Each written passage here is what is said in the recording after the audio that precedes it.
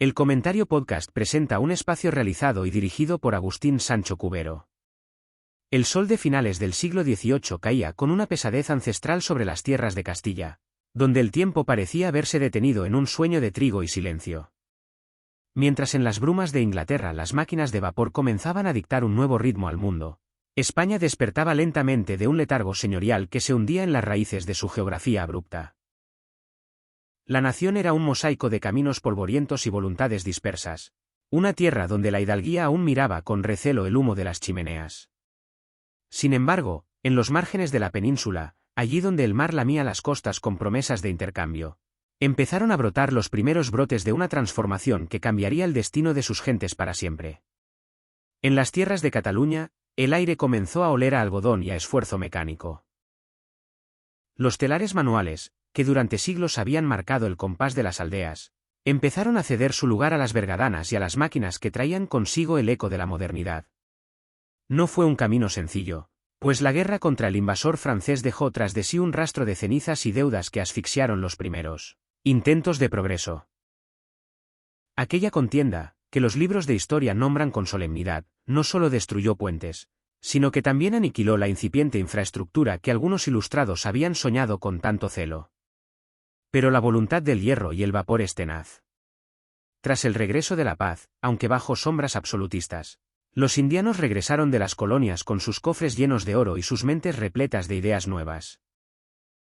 Barcelona se convirtió en el faro de esta mudanza, donde las chimeneas se alzaban como dedos que señalaban un cielo antes reservado a las campanas de las iglesias.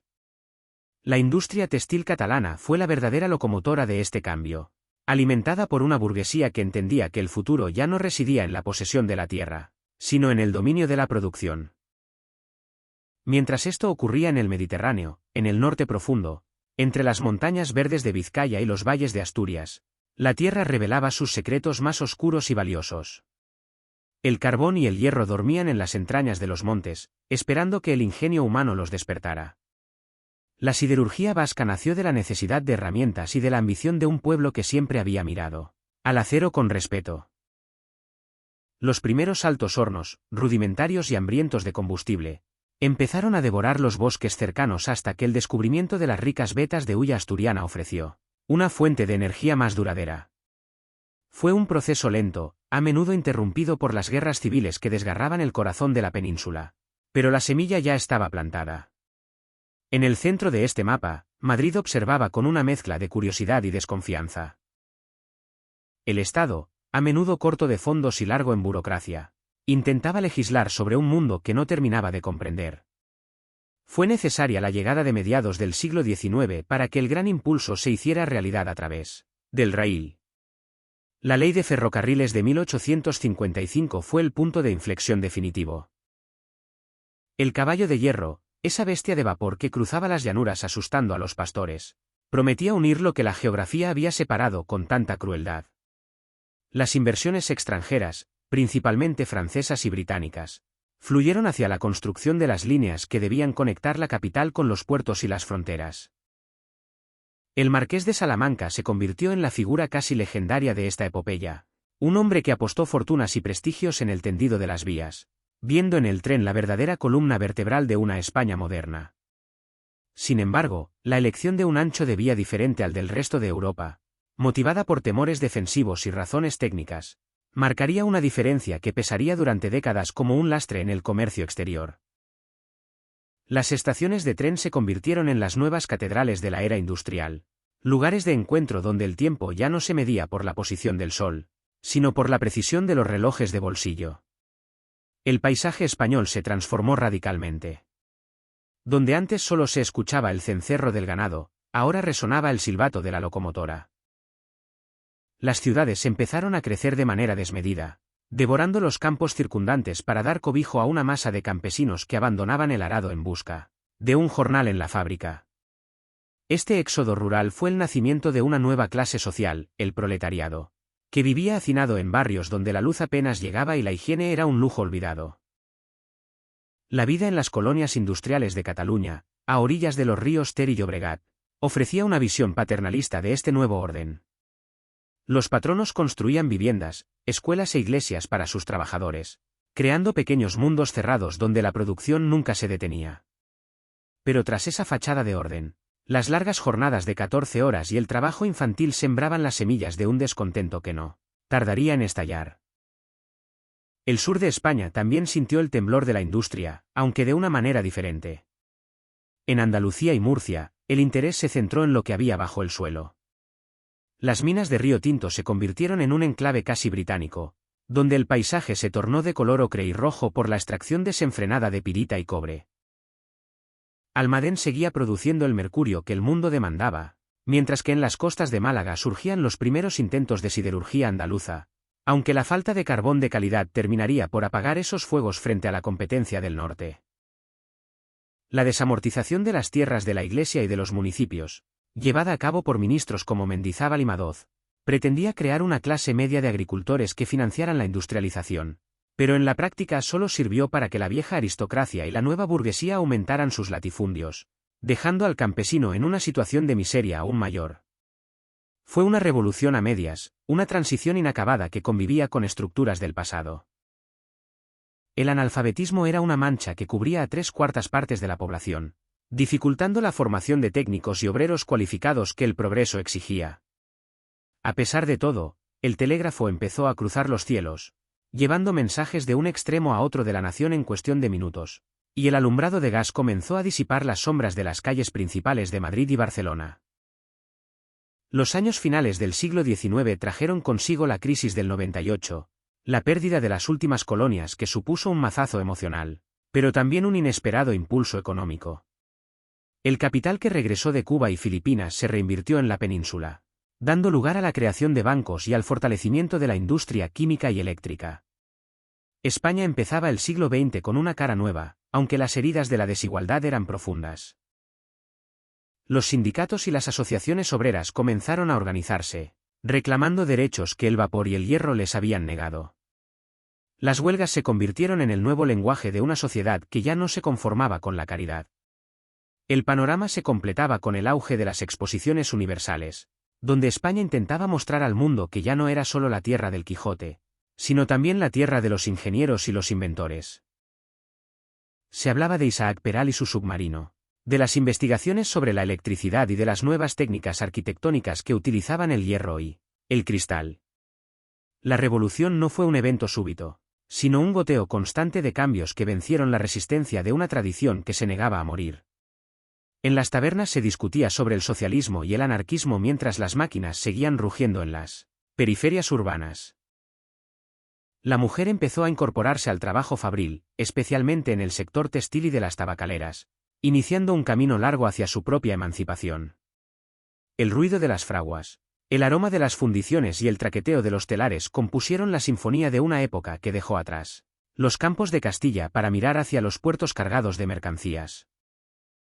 Fue una historia de luces y sombras, de avances tecnológicos y de sufrimientos humanos, de sueños de grandeza y de realidades de barro. España ya no volvería a ser la misma. El siglo XIX se cerraba con la imagen de un país que, a pesar de sus retrasos y sus contradicciones, se había subido al carro de la modernidad. El humo de las chimeneas, que antaño fuera visto como una señal de impureza, era ahora el símbolo del progreso que tanto se había anhelado. Los caminos de hierro seguían extendiéndose, las ciudades seguían iluminándose y el corazón de la nación latía al ritmo de una nueva era. Cada biela que se movía, cada gramo de carbón que se quemaba y cada gota de sudor que caía en el suelo de la fábrica formaban parte de este relato inacabable. La revolución industrial en España no fue solo una cuestión de máquinas, sino sobre todo una historia de personas que se atrevieron a imaginar un mundo distinto, un mundo donde el esfuerzo humano se viera multiplicado por la potencia de los elementos domesticados por la ciencia. En cada rincón de la península, desde las minas de Huelva hasta los astilleros de Ferrol, el eco de esa transformación todavía resuena como un recordatorio de que el cambio es la única constante en el fluir de los tiempos. Aquel proceso, que comenzó con unos pocos telares en una calle de Barcelona y unos modestos hornos en una ladera vizcaína, terminó por forjar una identidad nueva para un pueblo antiguo.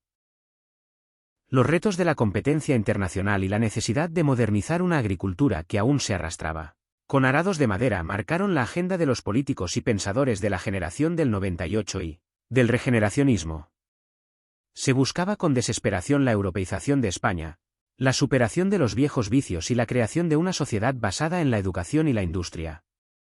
No fue un triunfo total, pero sí un paso irrevocable.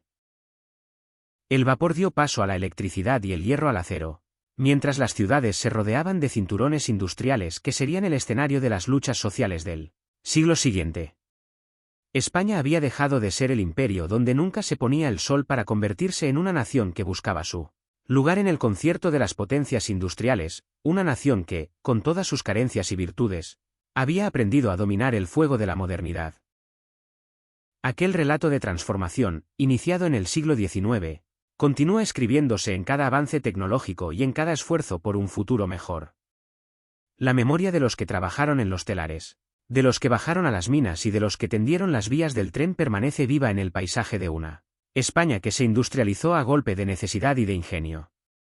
El humo de las antiguas chimeneas ya se ha disipado, pero el rastro de su paso es indeleble. Las viejas fábricas, hoy a menudo convertidas en museos o centros culturales, son los monumentos silenciosos de una revolución que, con sus errores y sus aciertos, puso los cimientos de la sociedad contemporánea. La historia de la revolución industrial en España es, en definitiva, la historia de una superación, de un viaje desde la penumbra del pasado señorial hacia la luz de un presente tecnológico que nunca deja de evolucionar.